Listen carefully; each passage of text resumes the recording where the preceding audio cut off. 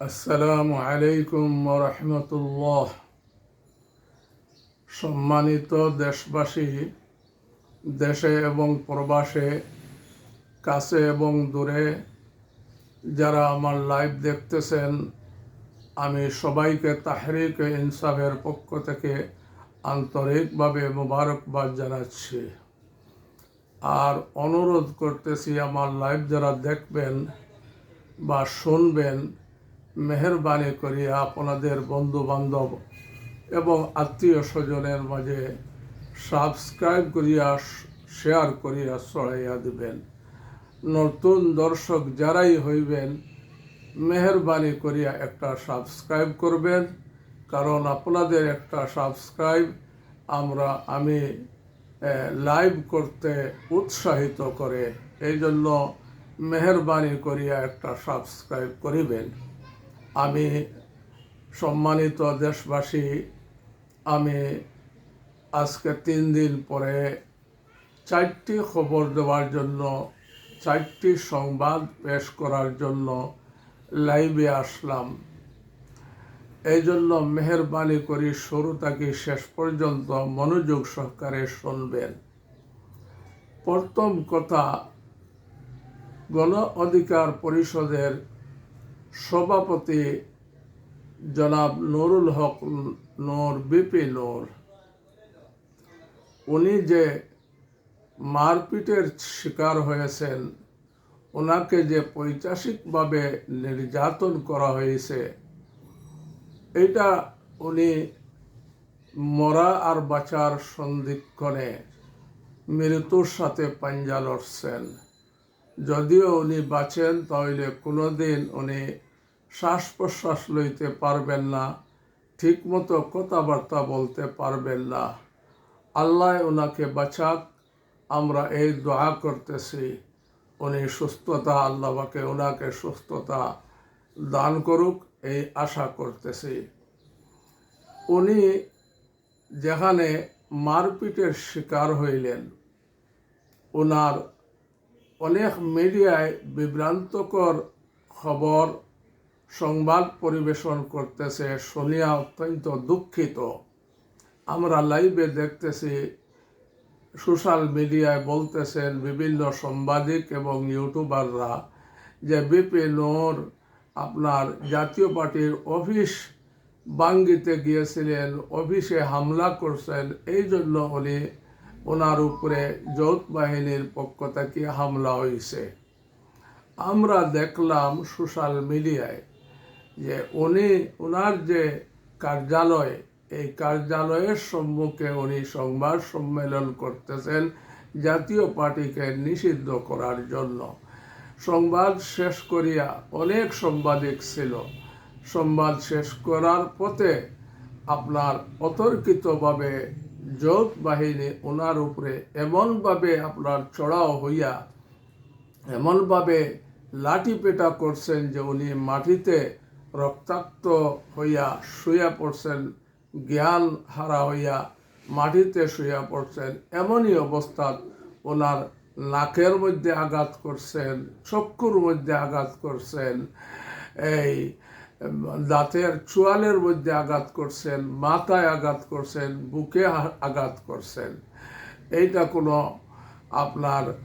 কোনো দমন করার কোনো বাসা নাই, দমন করার কোনো সিস্টেম নাই। এটা ওনাকে পরিকল্পিতভাবে ওনাকে হত্যা করার উদ্দেশ্যে ওনাকে এই মারপিট করা হয়েছে। যাই হোক, আমি এই কথাটারে আপনাদের খেদমতে পেশ করলাম।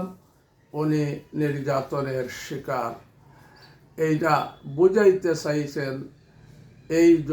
এরা পরিকল্পিতভাবে এই ঘটনাটা ঘটানো হয়েছে একটা মেসেজ দেওয়ার জন্য, যে আর কোনো পার্টি এইভাবে কোনো দলকে নিষিদ্ধ করার পক্ষে যেন না যায়। বিশেষ করে এনসিপিকে সতর্ক করার জন্য, শিবিরকে সতর্ক করার জন্য ওনার উপরে এই রকমের হামলা করিয়া তারা প্রমাণ করতেছে যে যদি কেউ এই রকম কোনো পার্টিকে নিষিদ্ধ করার পক্ষে যাইবেন বা কোনো পার্টি নির্বাচনে অংশগ্রহণ করার জন্য নিষিদ্ধ করবেন, তাদেরকেও এই দুর্দশা হবে, তাদেরকেও এই রকম নির্যাতন চালানো হবে। এইটা করার জন্য, এটা বোঝানোর জন্য পরিকল্পিতভাবে ওনার উপরে এই পৈশাচিক হামলা হয়েছে। 1 নম্বর কথা। 2 নম্বরে আপনারা দেখছেন, হয়তো মনে আছে আপনাদের, রাওয়া ক্লাবে আপনার সেনা প্রধান বলছিলেন যে ইনক্লুসিভ নির্বাচন হবে এবং আপনার যে পিলখানা গণহত্যার তদন্ত চলছিল, এই ব্যাপারে উনি বলছেন full stop, enough is enough, এবং ইনক্লুসিভ নির্বাচন হবে, এইটা উনি বলছিল। আর এখন তা আমরা প্রমাণ পাইতেছি।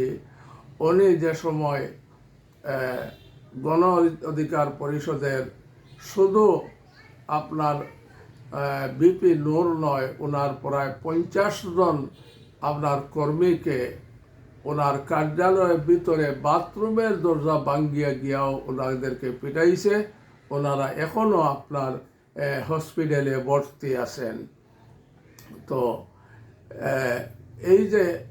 এই সেনা প্রধান যখন দেখছেন যে জাতীয় পার্টিকে নিষিদ্ধ করার ও জাতীয় পার্টির মাধ্যমে আওয়ামী লীগকে ফিরাইয়া আনার আপনার পন্থা অবলম্বন করতেছেন জাতীয় পার্টির মাধ্যমে, আপনারা দেখছেন জাতীয় পার্টিকে আপনার এই আওয়ামী লীগকে টিকাইয়া রাখার জন্য একমাত্র আপনার সিঁড়ি মতো কাজ করছেন এই জাতীয় পার্টি।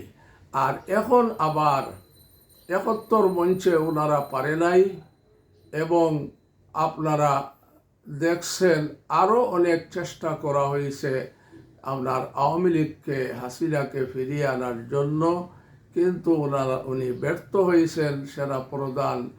এখন জাতীয় পার্টির মাধ্যমে আপনার ফ্যাসিস্ট সরকারকে ফিরিয়ে আনার জন্য চেষ্টা চালানো হইতেছে। আর এই কারণেই নুরুল হক নূর এই মারপিটের শিকার হইলেন। আমি সেনা প্রধানকে বলতে চাই, আপনি বলছিলেন যে আমি এই সরকারের, আপনি আপনাদের অভিভাবক হিসাবে আপনাদের এই সরকারের সাহায্য সহযোগিতা করিয়া যাইব, কিন্তু এখন আমরা দেখতে পাইতেছি আপনি তলে তলে আপনার সংবিধানকে লঙ্ঘন করিয়া আওয়ামী লীগকে আবার পুনর্বাসন করার প্রেসক্রিপশন বাস্তবায়ন করার জন্য প্রধান বিচারপতির কাছে গেছেন এবং আপনার রাষ্ট্রপতির কাছে গেছেন এবং প্রধান উপদেষ্টা ডক্টর ইউনূস সাহেবের কাছে গেছেন। এই 3 জনের কাছে এই দৌড়ঝাঁপ করার মেইন অর্থ 2টা। একটা হইল আওয়ামী লীগকে পুনর্বাসন করা, আর 2 নম্বর হইল আপনার সেনাবাহিনীর মধ্যে যারা আপনার দুষ্কৃতিকারী, এদের বিচার যেন আন্তর্জাতিক আদালতে না হয়, সিভিল প্রশাসনে না হয়, এরার বিচার সেনা আইনে করা হবে, এই কথা বলার জন্য উনি এই 3 বড় বড় লোকের কাছে আপনি গিয়েছিলেন। সেনা প্রধান প্রথমে গিয়েছিলেন আপনার সৈয়দ রিফাত আহমদ সাহেব, মাননীয় প্রধান বিচারপতির কাছে, ওনার কাছেও কোনো সাড়া পান নাই। এরপরে আপনার মাননীয় প্রধান রাষ্ট্রপতির কাছে গেছেন, ওখানেও গিয়া কোনো সাড়া পান নাই। এরপরে আপনার মাননীয় প্রধান উপদেষ্টার কাছে গেছেন, গিয়াও কোনো সাড়া পান নাই। এখান থেকে নিরাশ হইয়া আসছেন। আসিয়া আপনার এমনভাবে আপনার মানুষ দলে দলে বিভক্ত হইয়া আজকে আপনারা দেখতেছেন ভার্সিটির অবস্থা। চিটাগাং ভার্সিটি, রাজশাহী বিশ্ববিদ্যালয় এবং ময়মনসিংহ বিশ্ববিদ্যালয়, এইগুলা কিভাবে আওয়ামী লীগের লোকেরা হামলা করিয়া কত মানুষ যে আহত করছে তার কোনো সীমা নাই। এই জন্য মেহরবানি করিয়া আমি সেনা প্রধানকে অনুরোধ জানাইতেছি, আপনি মেহরবানি করিয়া আওয়ামী লীগের পারপাস ফ্যাসিস্ট সরকারের প্রেসক্রিপশন বাস্তবায়ন করার চেষ্টা করবেন না। আপনি জনতার কাছে সামনে আসিয়া দাঁড়ান, জনতার কাতারে দাঁড়ান, জনাব ইউনূস সাহেবের পাশে দাঁড়াইয়া ওনাকে শক্তি যোগান, কিভাবে সুন্দরভাবে একটা ইলেকশন করা যায়, নির্বাচন করা যায়। এই জন্য আপনি মেহরবানি করিয়া ওনার হাতকে মজবুত করেন। যদি আপনি এই কাজ করতে পারেন, জনতার কাতারে দাঁড়াইয়া আপনার এই বিচার, সংস্কার এবং নির্বাচন, এই তিনটা কাজে আপনি অগ্রাধিকারভাবে যদি আপনার ডক্টর ইউনূস সাহেবকে আপনি সাহায্য করেন, তাহলে এই জনতা, বাংলাদেশের 18 কোটি মানুষ আপনাকে ফিল্ড মার্শাল উপাধি দান করবে। আপনার কাছে এই আরজ করিলাম, মেহরবানি করিয়া আপনার ডক্টর ইউনূস সাহেব সম্মানিত একজন ব্যক্তি, ওনাকে আপনার সাহায্য সহযোগিতা করেন। বিচার কাজ কিভাবে হয়, সংস্কার কিভাবে হয়, জুলাই সনদ কিভাবে হয়, এইগুলার জন্য আপনি আপনার ইউনূস সাহেবের হাতকে শক্তিশালী করিয়া ওনাকে সুপরামর্শ দিয়া এই তিনটি কাজ সমাধান করার জন্য চেষ্টা করেন। এই আবদার আপনার খেদমতে। আর 3 নম্বর প্রধান উপদেষ্টা মাননীয় জনাব ডক্টর ইউনূস সাহেব, আপনাকে সম্বোধন করিয়া বলতেছি, আপনার এই অন্তর্বর্তী সরকারের মধ্যে যে বিগত সরকারের প্রেতাত্মারা আছে, যেমন আসিফ নজরুল আইনমন্ত্রী, আরও কিছু লোক কখন আছে, এদেরকে আপনি অতি সত্বর আপনার উপদেষ্টা পদটাকে বহিষ্কার করিয়া ভালো একজন আইনমন্ত্রী নিয়োগ দেন, দিয়া আপনি আপনার অন্তর্বর্তী সরকারকে আপনি মজবুত করেন। আরও কয়েকজন বিজ্ঞ লোক আপনি ঢুকাইয়া তাদের পরামর্শ নিয়ে আপনি কাজ করেন, আপনি সাকসেসফুল হবে। আপনি বলছেন আপনার সুষ্ঠু একটা নির্বাচন দেবেন। আপনি এই অবস্থায় এই প্রশাসন দিয়া, এই আমলাতন্ত্র দিয়া আপনি সুষ্ঠু নির্বাচন করতে পারবেন না। আপনি অসম্মানী হবেন। আপনার সম্মান যদি আপনি বজায় রাখতে চান, তাহলে আপনার উপদেষ্টার মধ্যে যারা বিগত সরকারের প্রেতাত্মা আছে, বিগত সরকারের লোক বসে আছে, আপনার সচিবালয়ে যারা যে সমস্ত বিগত সরকারের লোক বসে আছে, এদেরকে আপনি অনতি বিলম্বে চিহ্নিত করিয়া বহিষ্কার করেন। আর আইন প্রয়োগকারী সংস্থার মধ্যেও যারা আপনার এখনো বাগিয়া যায় নাই, দেশের মধ্যে আছে, এদেরকে আপনি চিহ্নিত করিয়া বিচারের কাঠগড়ায় দাঁড় করান।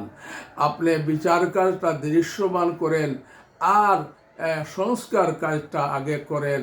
আগে সংস্কার করিয়া জুলাই সনদটাকে, যেটা যে ছাত্ররা আপনাকে এই চেয়ারে বসাইছে, তাদের আশা, এই যে 2000 মানুষ ছাত্র জনতা শাহাদত বরণ করলো, প্রায় 20,000 মানুষ পঙ্গুত্ব বরণ করলো, তাদের কি কোনো আশা ভরসা নাই? তাদের আকাঙ্ক্ষা নাই? তাদের আকাঙ্ক্ষা আপনার জুলাই সনদটা পেশ করা এবং এই জুলাই সনদের অধীনে সংস্কার এবং বিচার কাজ সম্পন্ন করিয়া আপনি নির্বাচন দেওয়া।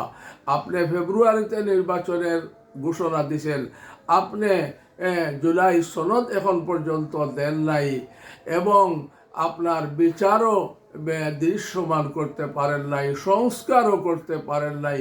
আপনি কিভাবে আপনার ফেব্রুয়ারিতে নির্বাচন দেবেন? আপনি অনতি বিলম্বে এই সমস্ত সংস্কার কাজ, পুলিশ প্রশাসনকে সংস্কার করেন, আপনার আইন মন্ত্রণালয়কে সংস্কার করেন, আপনার উপদেষ্টা বৃন্দকে সংস্কার করেন, সচিবালয়কে সংস্কার করেন। এই সমস্ত সংস্কার কাজ আপনি অনতি বিলম্বে করিয়া আপনি বিচারটা আপনার দৃশ্যমান করেন। আপনি ওই সমস্ত জুলাই যোদ্ধারা যারা আপনাকে বসাইছে এবং যারা জুলাই সম্মুখ সারিতে যুদ্ধ করছে তাদেরকে নিয়ে পরামর্শ করিয়া আপনি কাজ করেন। যে কয়দিন সময় আছে এর ভিতরে যদি আপনি কাজ করতে পারেন তো ইনশাআল্লাহ কাজ হবে। আপনি এর ভিতরে এই কাজগুলা সম্পন্ন করেন, মেহেরবানি করিয়া আপনার কাছে এই আরজ। 3 নম্বর আমার যে কথা আপনাদের কাছে পেশ করতাম, 3 নম্বর সংবাদ, এটা হইল সমস্ত ইসলামী দল এবং ইসলামী দলগুলা একত্রিত হইয়া আপনারা আপনাদের সাথে এনসিপিকেও বিড়াল বুঝাইয়া এবং আপনাদের সাথে আপনার এবি পার্টিকেও ঢুকান, আপনাদের সাথে গণ অধিকার পরিষদকে ঢুকান, আরও যত ছোটোখাটো দল আছে যারা এখনও আসিয়া আপনাদের সাথে ঐক্য গঠন করে নাই তাদের কাছে যান, তাদের পায়ে ধরেন, হাতে ধরেন, ধরিয়া আপনারা একত্রিত হন। আর একত্রিত হইয়া আপনারা নির্বাচনের প্রস্তুতি নেন। যদি আপনারা এই সমস্ত দল যদি একত্রিত হন যে ইনশাআল্লাহ আপনারাই সংখ্যাগরিষ্ঠতা লাভ করবে, বিএনপি আপনার বিরোধী দলে থাকবে, এই আশা আপনারা রাখেন। রাখিয়া আপনারা কাজের অগ্রগতি দেখান, কাজ করেন, মানুষের কাছে বারবার যান, মানুষকে বুঝান। আমরা ইনশাআল্লাহ, আমি হাফিজ মৌলানা ওয়াহিদুজ্জামান কাসিমি ইনশাআল্লাহ নিয়োজিত আছি সমস্ত মানুষকে ইসলামের দলের পতাকা তলে আসার জন্য চেষ্টা করতেছি আর করিয়া ইনশাআল্লাহ যাইব। আর সবাইকে সাবধান করতেছি, এই যে 4.5 কোটি টাকা আপনার এস আলম গ্রুপ হাসিনাকে দিয়েছে ইউনূস সরকারকে আপনার উৎখাত করার জন্য, এইটা বিভিন্ন রূপে বিভিন্ন আঙ্গিকে এরা বাংলাদেশে অরাজকতা করার চেষ্টা করবেন। এই জন্য আপনারা সবাই, সব দল সজাগ থাকেন। পুলিশের পাশাপাশি আপনারাও লাঠিসোঁটা নিয়ে আপনারা আপনার পুলিশের কাছে দাঁড়ান, এরা যেন কোনো অরাজকতা করতে না পারে, এরা বিশৃঙ্খলা করতে না পারে। এরা দেখতেছি বাড্ডায় এবং আপনার গুলিস্তানে এবং বিভিন্ন জায়গায় মিছিল বাইর করতেছে আর জয় বাংলা স্লোগান দিতেছে, আর পুলিশ দেখিয়া তাকাইয়া দেখতেছে, আর্মি তাকাইয়া দেখতেছে, কোনো প্রতিকার করতেছে না। এই জন্য মাননীয় প্রধান উপদেষ্টা আপনি আর্মিকে এবং পুলিশ বাহিনীকে, পুলিশের ডিএমপি কমিশনারকে এবং সব জেলার ডিসি এসপিকে এবং ওসিকে আপনি নির্দেশ দেন, যেখানেই এরা মিছিল করতে যাবে এদেরকে আপনার গ্রেফতার করিয়া আইনের আওতায় আনার জন্য। যদি এই কাজ আপনি করতে না পারেন তাহলে আপনি ব্যর্থ হবেন এবং যত অস্ত্র রয়ে গেছে এই অস্ত্রগুলো আপনি উদ্ধার করেন, আর না হইলে আপনি সুষ্ঠু নির্বাচন করতে পারবেন না। আপনার এই ওলামায়ে কেরামের কাছে, ডক্টর ইউনূসের কাছে এবং আপনার প্রধান সেনাবাহিনীর প্রধানের কাছে, এই সবাইয়ের কাছে এই আবদার জানিয়া আমার লাইভ আমি শেষ করলাম। আর একটা সাবস্ক্রাইব করার জন্য অনুরোধ করিয়া আমি শেষ করতেছি। খুদা হাফিজ। আসসালামু আলাইকুম ওয়া রাহমাতুল্লাহ।